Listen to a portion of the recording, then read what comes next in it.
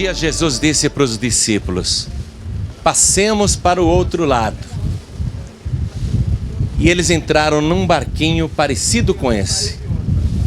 Olha só, no ano de 1985 teve uma seca aqui em Israel.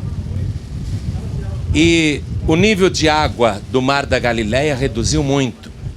Como o Mar da Galileia, que é um mar de água doce, não abastece apenas Israel, mas também a Jordânia e os outros povos da região, o nível baixou muito.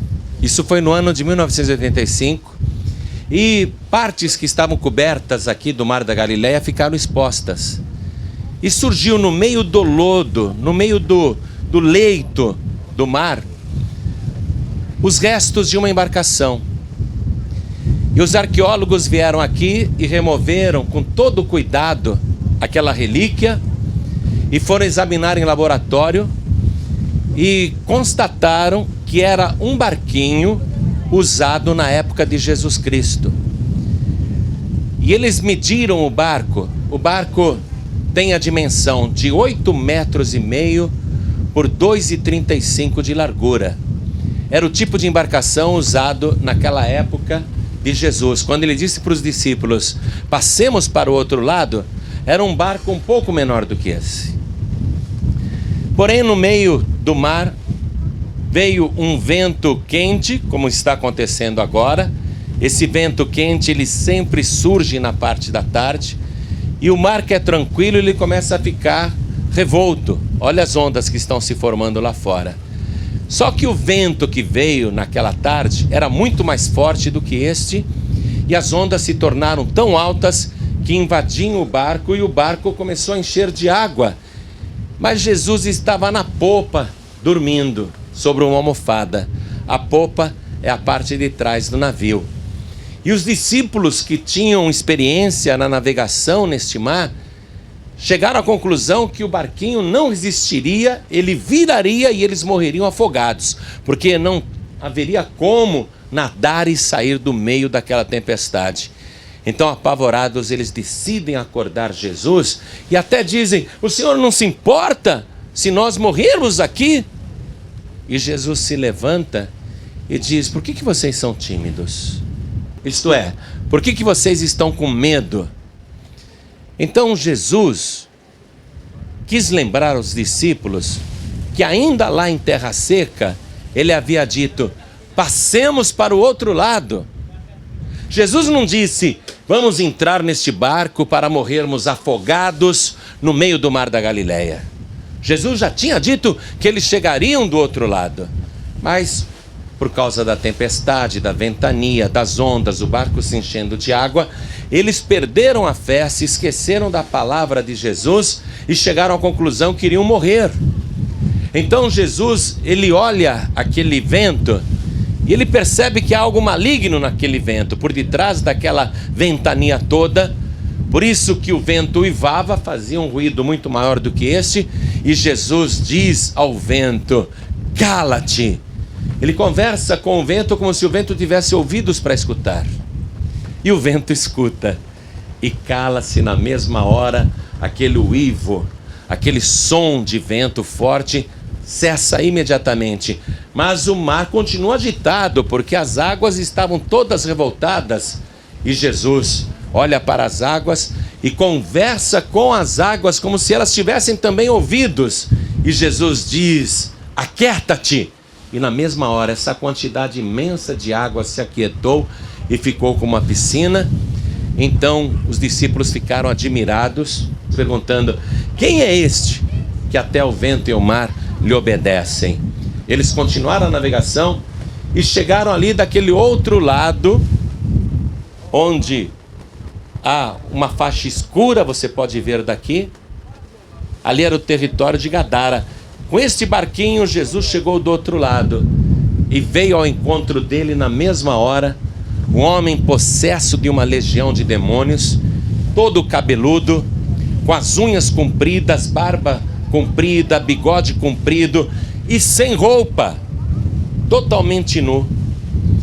E aquele homem, diz o Evangelho, estava naquela situação há muito tempo, porque os moradores da região de Gadara já tinham tentado aprisioná-lo várias vezes, mas ele arrebentava as correntes e as cadeias como se fossem papel.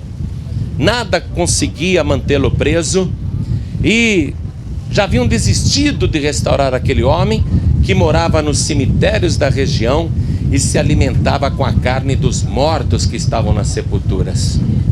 Assim como os demônios hoje têm uma predileção toda especial por cemitérios. Quando eles pedem para que uma pessoa pule o muro do cemitério para fazer um trabalho, ou que abra uma sepultura, ou que pegue ossos ou carnes de pessoas mortas para trabalhos de feitiçaria, o diabo está mostrando que ele gosta disso mesmo. E aquele homem estava com uma legião, por isso que ele morava nos cemitérios e se alimentava com carne de pessoas mortas. E ele vem correndo ao encontro de Jesus, como se fosse atacar Jesus, mas os demônios caem por terra, caem prostrados diante de Jesus, e um dos demônios diz assim: o que vieste fazer deste lado do mar? O que o Senhor veio fazer do lado de cá? Veio destruir-nos? Sabemos quem tu és o Santo de Deus, tu és o Filho de Deus. E Jesus pergunta para o maioral daqueles demônios: como é teu nome? E ele diz: Legião é o meu nome, porque somos muitos. E lembre-se que naquela época a Palestina estava toda dominada pelo exército romano, e uma legião do exército romano era constituída de 6.000 soldados. Então, se o demônio estiver usando a mesma referência numérica, num único homem havia 6.000 espíritos malignos. E alguém diz: será que isso é possível? Numa única pessoa haver tantos demônios? Lembre-se que demônio não tem corpo, e por isso podem ficar sobrepostos uns nos outros e ocupar o mesmo espaço milhares de vezes. Então os demônios lá em Gadara, lá daquele lado, suplicaram para Jesus: não nos mande para o abismo. Os demônios morrem de medo do abismo. O abismo é uma região intermediária entre o Hades e o paraíso. É o lugar da morada dos demônios, onde Satanás foi lançado pela primeira vez, mas os demônios aprenderam a sair dali. E aqueles que aprenderam a sair dali, quando estão no nosso planeta, eles querem habitar em pessoas. Eles querem habitar na imagem de Deus. Então eles sabiam que iam ser expulsos e ficavam apavorados com a possibilidade de retornarem para o abismo, que é um lugar fastioso, um lugar sem descanso, um lugar tedioso. Então eles suplicaram: não nos mande para o abismo. Aí eles viram uma manada de 2.000 porcos que estavam andando no alto daquela montanha. E eles disseram: permita-nos que entremos naqueles porcos. E Jesus permitiu, porque você sabe que judeu não cria porcos, ele cria ovelhas. A carne de porco não é licenciada pela Torá, que é o Antigo Testamento, que nós chamamos. A Torá é a lei de Moisés, a lei dos judeus. A Torá não permite nem a criação de porcos e nem que os judeus se alimentem com porcos. Por isso que Jesus, sendo judeu, ele disse para os demônios: está permitido, saiam do homem. E aqueles demônios saíram do endemoniado e entraram nos porcos. O Evangelho nos conta que os porcos se assustaram de uma tal maneira, houve uma disparada, uma correria, e eles se precipitaram naquela montanha e os porcos foram rolando. Você pode imaginar isso ali? Dá uma olhada ali. Você pode imaginar porcos rolando e caindo no mar? 2.000 porcos se afogaram naquela tarde. E os homens que apacentavam os porcos correram para a cidade de Gadara e contaram o que tinha acontecido. E eles, os habitantes de Gadara, vêm correndo para ver isto, por curiosidade. E eles olham para este mar, milhares de corpos de porcos boiando. E eles ficam assustados. E eles olham para Jesus e veem aos pés de Jesus aquele homem que era um louco furioso, aquele homem que era um endemoniado, que eles já haviam tentado prender várias vezes, que era o terror de Gadara. Aquele homem vestido, talvez algum discípulo deu uma roupa para ele, em perfeito juízo e assentado aos pés de Jesus. E eles tiveram muito medo. Agora aqui eu quero que você imagine o seguinte. Agora eu quero que você use a tua fé. O demônio não quer morar em porcos. Quando aqueles porcos se afogaram, eles tiveram que ir para o abismo. O demônio quer habitar o corpo humano, porque você é a imagem e semelhança de Deus. E uma pessoa endemoniada fuma, bebe, faz coisas erradas, faz tudo o que o diabo gosta. Então ele quer morar no corpo de uma pessoa.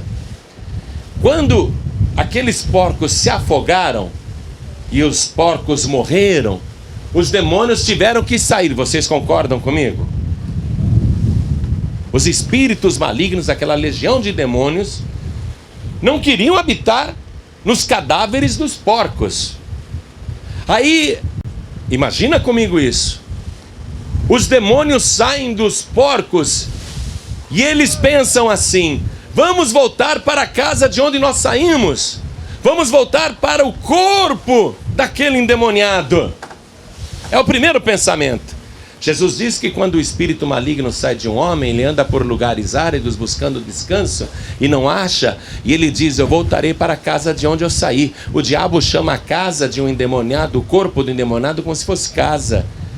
Então o primeiro pensamento daquela legião de demônios foi: vamos voltar para a casa de onde nós saímos, vamos entrar de novo no corpo daquele homem que nós habitávamos.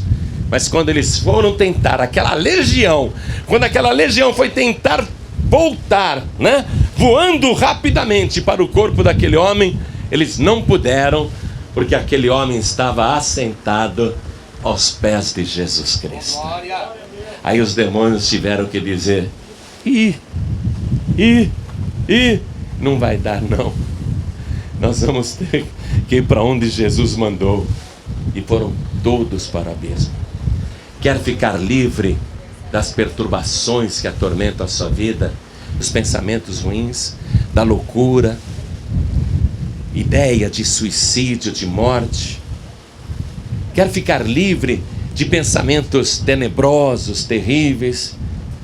Então você tem que se assentar aos pés de Jesus.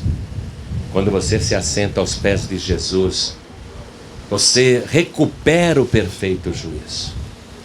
Aquele homem vestido significa que você, quando está aos pés de Jesus, você se veste com as vestes de salvação.